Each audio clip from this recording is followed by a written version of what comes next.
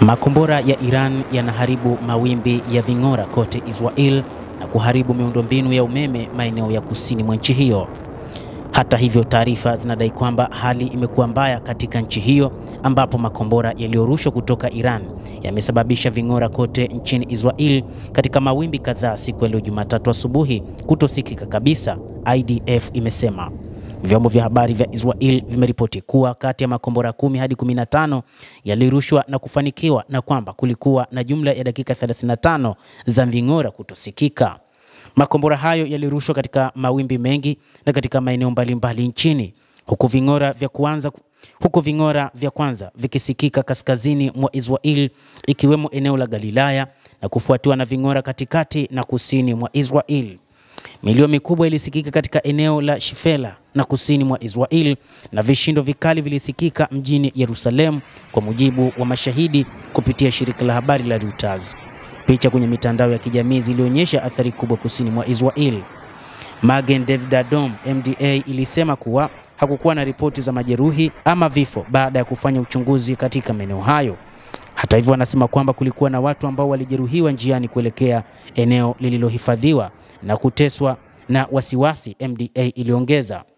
Taarifa zaidi zinadai kwamba Mag David Adom haielezi uhalisia wa mambo kutokana na hali jinsi ilivyo katika taifa hilo la Kiyahudi, lakini wengi walikuwa wakitafakari ndani ya dakika 35 ambapo makombora ya Iran yalikuwa yakifanya mashambulizi katika taifa hilo, ni nini ambacho kimekuwa kikiendelea.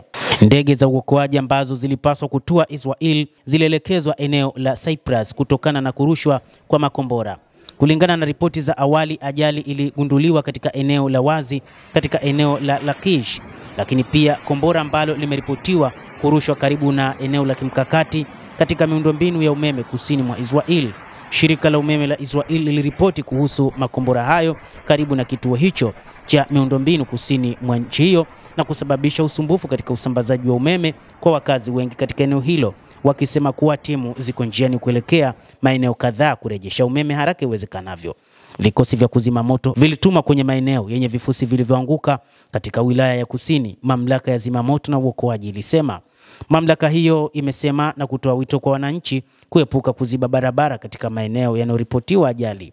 Manispaa ya Ashdod ilisema hakuna ripoti za ajali, lakini ilitoa wito kwa wakazi kusalia katika maeneo yaliyohifadhiwa. Jeshi liliongeza kuwa IAF inafanya kazi ili kuzuia tishio hilo. Hali imekuwa ni mbaya kutokana na kile kilichofanywa na Iran kutumia teknolojia kuharibu mifumo ya rada pamoja na miundombinu ya kuweza kugundua na kudungua makombora. Mtazamaji wa The World News, endelea kutufuatilia, tutakujuza ni nini ambacho kimetokea zaidi baada ya Iran kufanikiwa kuharibu teknolojia ya kuweza kudungua makombora pamoja na rada za Iran na hatimaye makombora ya Iran kutua kwa uhakika katika maeneo yalipotumwa. Endelea kutufuatilia mtazamaji, tutakujuza mengi yanayojiri katika ulimwengu kupitia The World News. Naitwa Adam Hussein.